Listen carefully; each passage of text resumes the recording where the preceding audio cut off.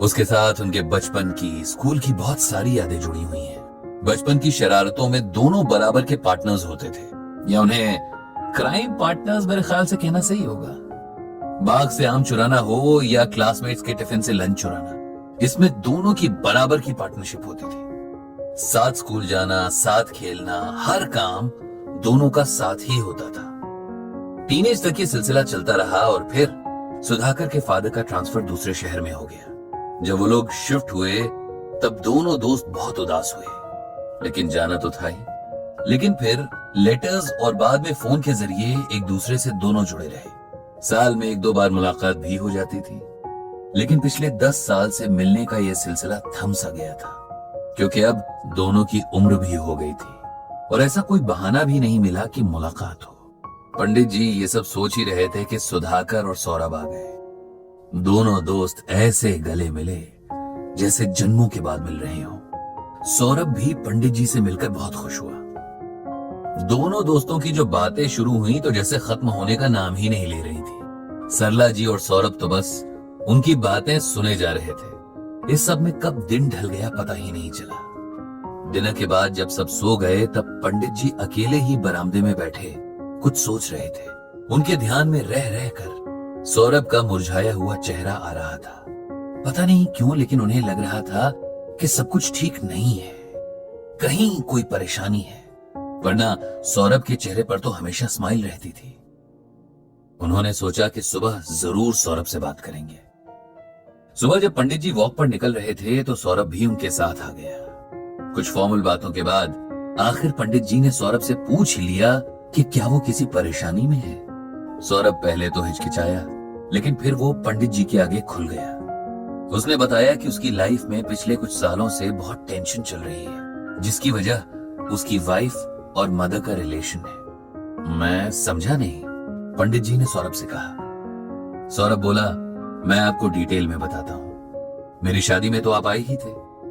मेरी पत्नी निधि बहुत अच्छे नेचर की, समझदार और पढ़ी लिखी लड़की है। मेरी माँ भी अच्छे नेचर की है, ये तो आप जानते ही हैं। शादी के कुछ वक्त बाद तक सब सही से चलता रहा, लेकिन फिर धीरे धीरे निधि और माँ के बीच टेंशन बढ़नी शुरू हो गई। बहुत छोटी छोटी बातों से मिसअंडरस्टैंडिंग पैदा होनी शुरू होने लगी। दोनों को लगता था कि गलती हमेशा सामने वाले की है। पहले तो उन दोनों ने आपस में बात करके इश्यूज को सुलझाया, लेकिन धीरे धीरे उनके बीच बातचीत कम होने लगी और वो दोनों ही एक दूसरे की शिकायतें मुझसे करने लगी। मुझे समझ ही नहीं आता कि मैं क्या करूं, किसकी साइड लूं। माँ को सही कहूं तो वाइफ नाराज हो जाएगी, और वाइफ को सही कहता हूं तो माँ नाराज हो जाएगी। ये रोज रोज की लड़ाइयां अब इतनी बढ़ चुकी हैं कि मेरा ऑफिस से घर जाने का मन ही नहीं करता।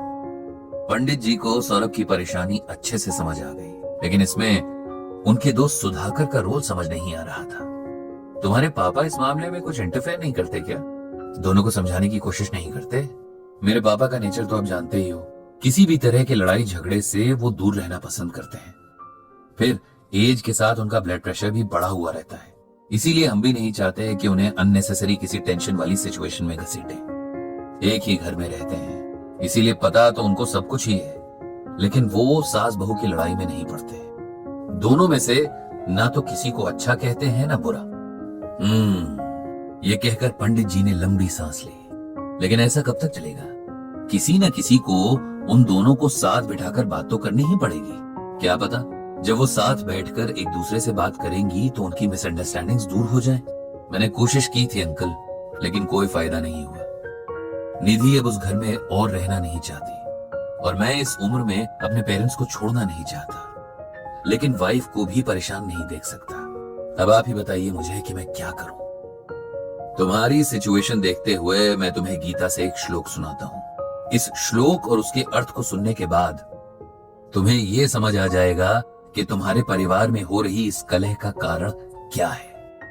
इस श्लोक को ध्यान से सुनो।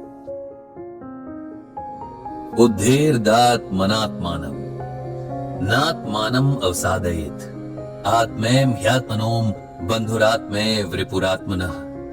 कुरुक्षेत्र के मैदान में भगवान कृष्ण अर्जुन से कहते हैं कि हे अर्जुन, ये आत्मा ही आत्मा की सबसे प्रिय मित्र है और आत्मा ही आत्मा की परम शत्रु भी है। इसीलिए आत्मा का उद्धार करना चाहिए, विनाश नहीं।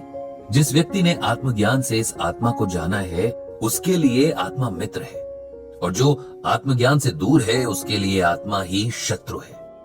अब इसका सिंपल वर्ड्स में मतलब सुनो। हम ये सोचते हैं कि फलाना इंसान हमारा दोस्त है और फलाना दुश्मन। इस सब में हम भूल जाते हैं कि शरीर तो आत्मा चला रही है।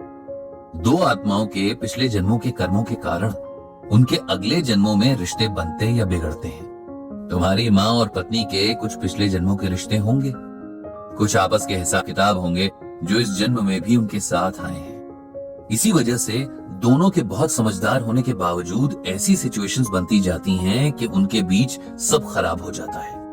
अगर तुम और बाकी परिवार के लोग इस बात को समझ लो तो आधी परेशानी यहीं खत्म हो जाएगी। उसके बाद ये समझना है कि इस जन्म के कर्मों और उसके फल को आत्मा अगले जन्म तक लेकर जाएगी और फिर ये चक्र कभी खत्म नहीं होगा। इसीलिए इसी जन्म में जो भी अच्छे बुरे कर्म हैं, उन्हें सेटल कर देना चाहिए। जितना हो सके हमें हर किसी में आत्मा देखनी चाहिए और समझना चाहिए कि हर सॉल्यूशन में हमें आत्मा के रोल को देखना है। किसी काम को करते हुए घमंड नहीं करना कि जी मैं ये कर रहा हूं। साथ ही दूसरों के कामों में भी यही सोचना है कि ये उस शरीर को चलाने वाली आत्मा का काम है। इसी तरह से सोचेंगे तो अगले व्यक्ति के प्रति गुस्सा या नफरत नहीं होगी। तुम्हारी पत्नी और माँ के रिलेशन में जो भी हो रहा है वो इसी अज्ञान के कारण हो रहा है। अगर तुम उन्हें गीता ज्ञान को सही तरीके से समझा सको तो शायद उन्हें अब समझ भी आ जाएगा